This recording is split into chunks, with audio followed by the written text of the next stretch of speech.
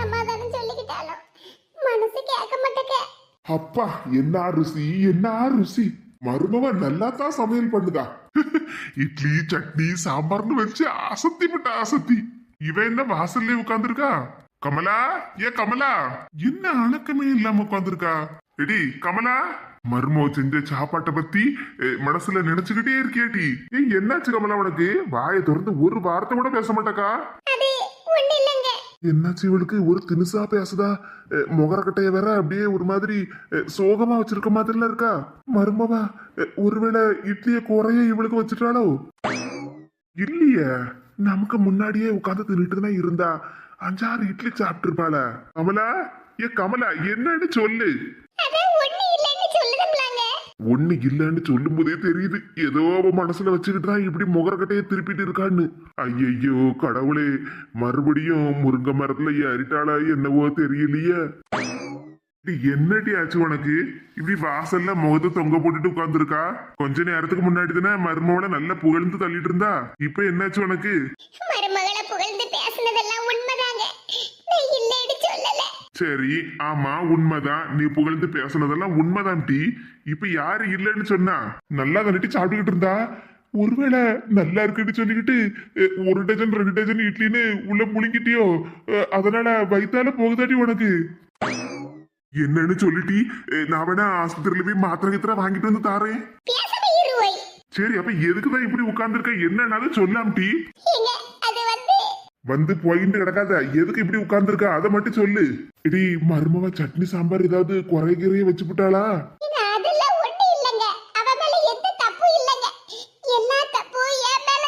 இடி என்னடி ஆச்சு உனக்கு? நேற்றுக்கு திரட்டி நம்ம எல்லாருமா ஒன்னா குடும்பமா சேர்ந்து தீபாவளிய நல்லபடியா கொண்டாடி நல்ல சிரிச்சு சந்தோஷமா இருந்தோம்.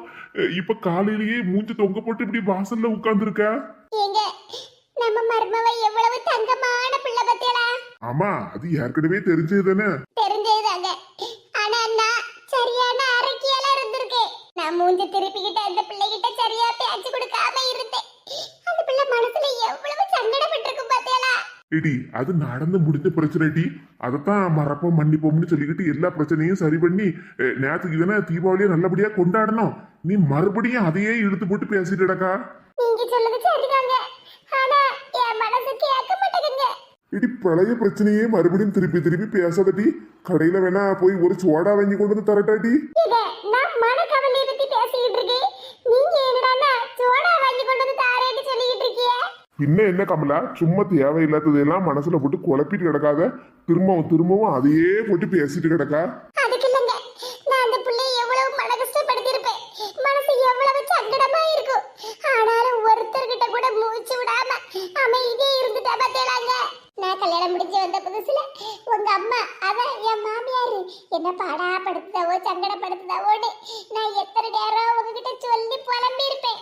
அந்த விஷயத்தையே எங்க வீட்டுல போய் சொல்லி எங்க வீட்டுல உள்ள எல்லாரையும் கூட்டிட்டு வந்து நான் எவ்வளவு நாளா உங்க அம்மா கிட்ட சண்டை போட வச்சிருப்பேன். ஆனா பார்வதி பாட்டி வீடு பக்கத்துல தான் இருக்கு. ஆனா எங்க மாமியார் என்ன இப்படி எல்லாம் நடத்துதாவ பாட்டின்னு ஒரு வார்த்தை கூட நம்ம மருமவ பார்வதி பாட்டி வீட்டுல போய் ஒண்ணுமே சொல்லல பாத்தேலாங்க. இடி நமக்கு அமைஞ்ச மருமவ நல்ல தங்கமான மருமவட்டி. அது ஏற்கனவே தெரிஞ்சது தானே. நீ சும்மா அதையே போட்டு பேசிட்டு மனசு சங்கடப்பட்டுக்கிட்டு இருக்காத. சொல்லத கேலிட்டி இப்படி முகத்தை தொங்க போட்டுட்டு உட்கார்ந்து இருக்காத. நேற்றுக்கு தீபாவளி எல்லாம் கொண்டாடும் போது எவ்வளவு சிரிச்சு சந்தோஷமா இருந்த அதே மாதிரி இரு. இருக்கலாம்னு தான் நினைக்கிறேன், ஆனா நான் செஞ்ச பாவத்தை என்னால மறக்க முடியலையேங்க. சும்மா திரும்ப அதையே போட்டு பேசிக்கிட்டு இருக்காத டி. மருமோட பின்ன என்னடி உன்னோட ஒரே அக்கப்போரெல்லாம் இருக்கு. சும்மா அதை பத்தியே பேசாத, எல்லா பிரச்சனையும் சரியாயிட்டுன்னு சொன்னா கூட திரும்ப அதையே போட்டுதானே பேசிட்டு கிடக்கா. உன் மருமோ உங்ககிட்ட பேசினாதான் நீ சரியா வருவ. ஆமா மருமோல, உங்க அத்தையை கொஞ்சம் பாரு.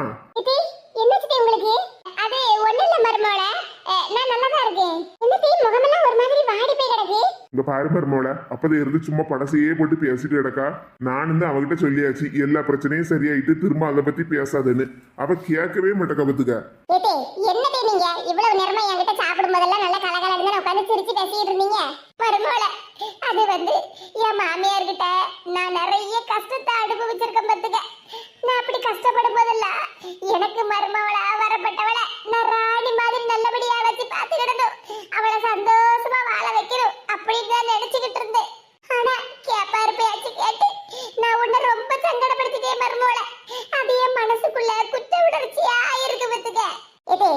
என்னதே நீங்க குற்ற உணர்ச்சி அப்படி இப்படின்னு பெரிய பெரிய வார்த்தை எல்லாம் சொல்லிட்டு இருக்கீங்க. நான் அடுத்தவளா இருந்தா நீங்க சொல்லலாம். நான் உங்க வீட்டு மருமகத்தே. நீங்க இப்படி எல்லாம் பேசுறத கேட்டு எனக்கு வந்து மனசு சங்கடமா இருக்கு. இது நம்ம வீடுதே, நம்ம குடும்பம். நான் உங்க எல்லாரையும் அடுத்தவங்களா நினைச்சாதானே நீங்க கஷ்டப்படணும். நம்ம குடும்பத்துக்குள்ள சண்டை சச்சரவெல்லாம் வரதான் செய்யும். அதையெல்லாம் சரி பண்ணி தான் நம்ம வாழ்க்கையை கொண்டு போகணும். இங்க பாருங்க தே, நீங்க இப்படி சங்கடமா இருந்தேன்னா அப்புறம் எனக்கும் சங்கடமா தானே இருக்கும். நல்ல சொல்லு மருமோள.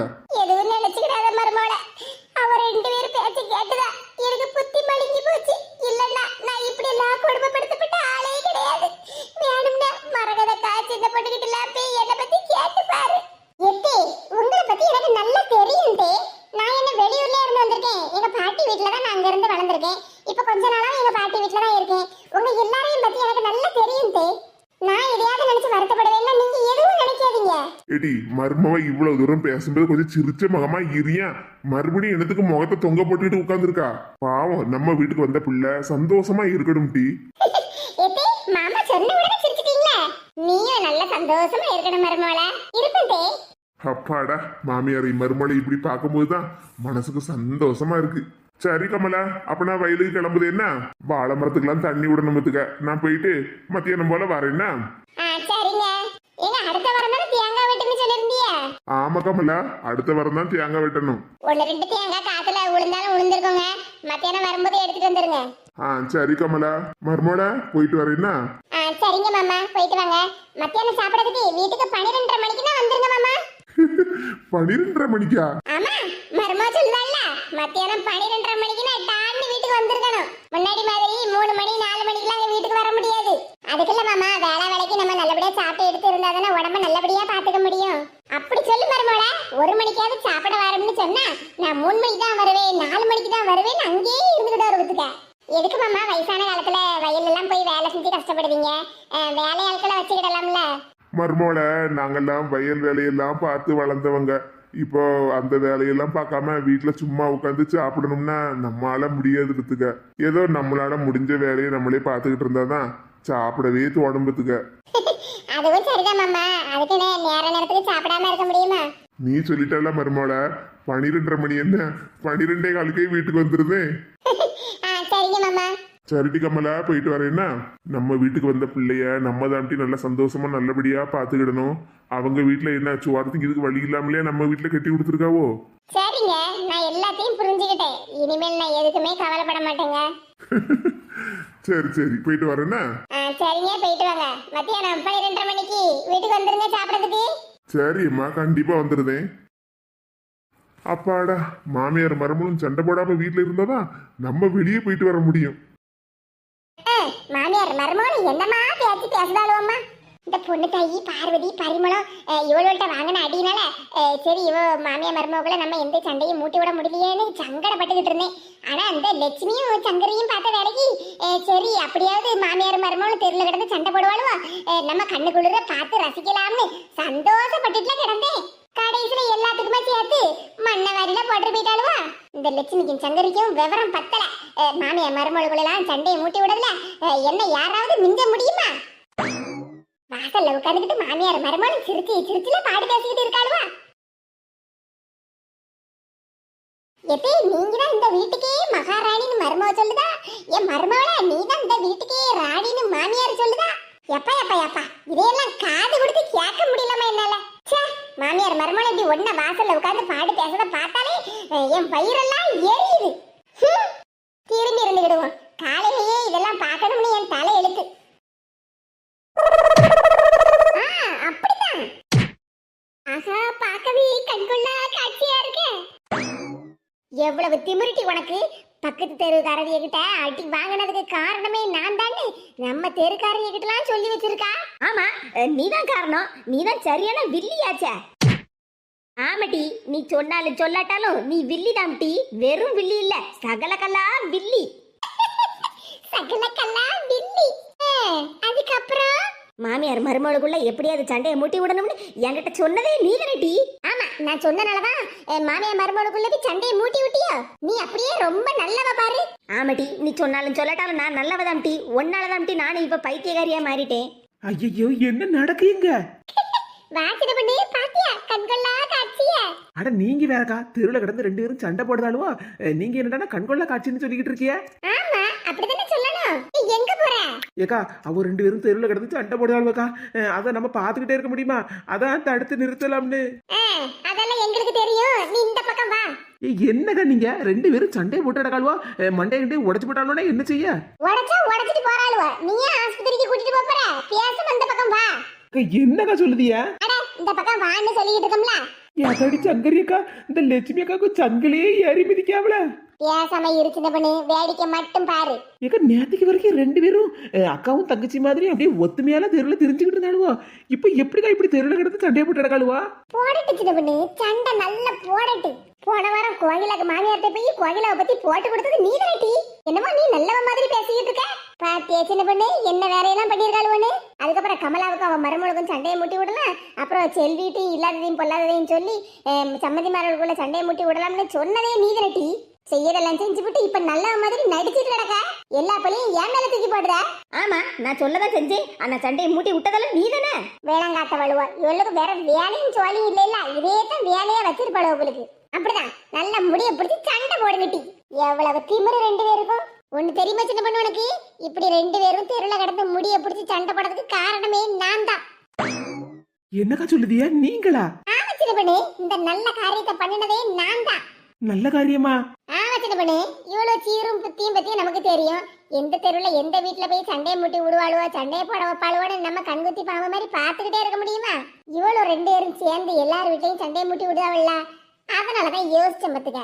இவ்வளவு ரெண்டு பேரும் சண்டையை போட்டா அதுக்கப்புறம் பிரச்சனையே இருக்காது பத்தியா.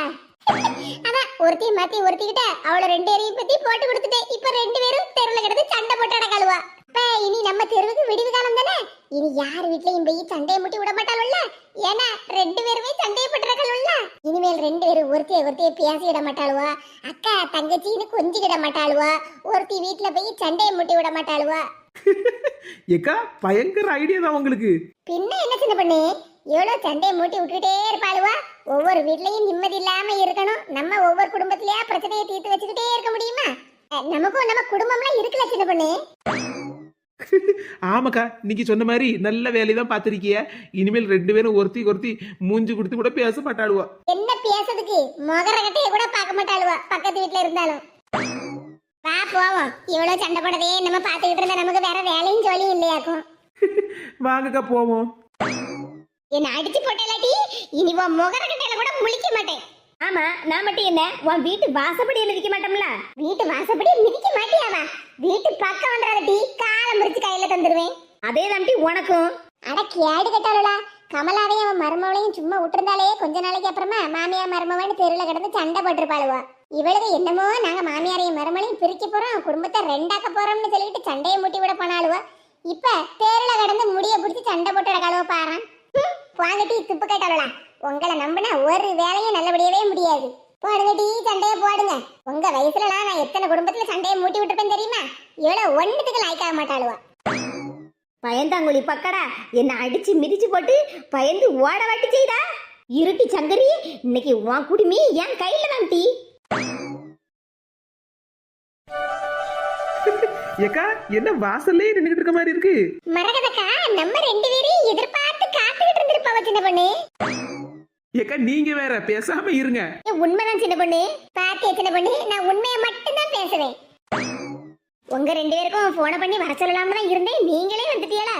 அதான் ஏக்கா, நீங்க எதிர்பார்த்த மாதிரி நாங்க வந்துட்டோம்னாக்கா ஏதாவது விருந்து ஏற்பாடு பண்ணிருக்கீங்களா? கீதாக்கா கமலாக்கா வீட்டுல தீபாவளி விருந்து சாப்பிட்டதே பத்தலையே உங்களுக்கு. மரகதக்கா வீட்டுல வேற விருந்து வைக்கணுமாக்கும். சும்மா விருந்து மருந்துன்னு கிடைக்கிய சின்ன பொண்ணு. பாசத்துல ஒரு விருந்துன்னு வைக்கும்போது நம்ம அதை உதாசீனப்படுத்த கூடாதுல சின்ன பொண்ணு. இப்ப மரகதக்கா கமலாக்கா மாதிரி நானும் விருந்து வைக்கிறேன், நல்லா திருப்தியா சாப்பிடுங்கன்னு சொல்லும்போது இல்லக்கா வேண்டாம் அப்படின்னு மூஞ்சில் அடிச்ச மாதிரி நம்ம சொல்ல முடியுமா? அதுதான் அடுக்குமா, இல்லைன்னா அதுதான் நியாயமா? ஏக்கா காலையிலேயே எங்க வீட்டுல சாப்பிட்டுட்டிய, மத்தியானம் மரகதக்கா வீட்டுல சாப்பிடலாம்னு அடி போட்டுட்டு இருக்கேளோ. சும்மா இரு சின்ன பொண்ணு. அன்பா பாசமா சொல்லும்போது நம்ம எதையும் வேண்டாம்னு சொல்லவே கூடாது சின்ன பொண்ணு. அதுக்கு என்ன சின்ன பண்ணி, கீதா சொன்ன மாதிரி உங்களுக்கு விருந்து வச்சுட்டா போச்சு. ஏக்கா நீங்க வேறக்கா பேசாம இருங்க. அப்புறம் நம்ம கீதாக்கா விருந்துன்னு சொல்லிக்கிட்டு இந்த மாசம் பூரா வாசிலேயே ஓட்டிடுவாவோ. சின்ன சின்ன பொண்ணுக்கு எப்பவுமே குசும்புதான். சரி சின்ன பொண்ணு, அப்ப கிளம்புவோமா? எங்கக்கா கிளம்புவோமான்னு கேட்டுட்டு இருக்கியா? வாங்க வீட்டுக்குள்ள போவோம். இதா எங்க வீட்டுக்கு இல்ல, பார்வதி பாட்டி வீட்டுக்கு. அட ஆமா, பார்வதி பாட்டி வீட்டுக்கு போகணும்னு எங்க மாமியார் காலையில இருந்தே சொல்லிட்டு இருந்தாவல, நானும் மறந்தே போயிட்டேங்க. அட நான் காலையில பால் வாங்க வரும்போதே என்கிட்ட சொன்னீங்களே. நீங்க 2 பேரும் மறந்துடுவீங்கன்னு தெரிஞ்சுதான் உங்களுக்கு போன் பண்ணலாம்னு இருந்தேன், நீங்களே வந்துட்டீங்க. இக்க பார்வதி பாட்டி வீட்டுக்கு போகணும்னு சொன்னீங்க, ஆனா என்ன விஷயம்னு சொல்லலையே. அது பாக்கிதா, நம்ம பார்வதி பாட்டி தீபாவளி பலகாரம் நம்ம மலருக்கு கொடுக்கவே இல்லைல்ல, அதான் இன்னைக்கு கொடுத்து அனுப்பலாம்னு இருக்கவ பத்துக்க. அதுக்கு நம்மளும் போனோம்ல. என்னக்கா சொல்லுதியா, தீபாவளி பலகாரமா?